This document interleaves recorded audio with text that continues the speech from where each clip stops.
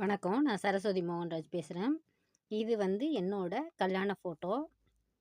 அப்ப வந்து 87 1987ல எனக்கு கல்யாணம் ஆச்சு. அப்ப எனக்கு வந்து 16 வயசு.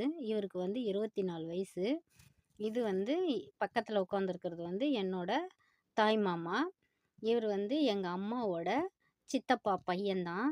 எங்களுதுல வந்து வழக்கம் தாய் மாமாவோட மடியில உட்கார வச்சு தான் கல்யாணம் பண்ணுவாங்க. தாலி கட்டும்போது அவர் மடியில தான் உட்கார வச்சு தாலி கட்டுவாங்க. அதுக்காக ரொம்ப பெரிய மனசு பண்ணி இவர் வந்தாரு. வந்து எங்க கிராமத்துல எங்க வீட்டுக்காரோட வீட்ல வச்சாங்க கல்யாணம்.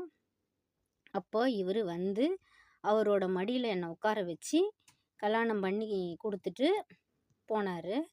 இவரு வந்து எங்க இருக்காரோ அங்க வந்து நாங்க போவோம். அடிக்கடி பேசுவோம். அங்க தான் எங்க அம்மாவும் இருந்தாங்க. அந்த ஊர்ல நெய்வேலின்ற கரண்ட் எடுக்கிற ஊர்ல இருந்தாரு இவரு. இவரு ரொம்ப பெரிய மனசு உள்ள தாய்மாமா.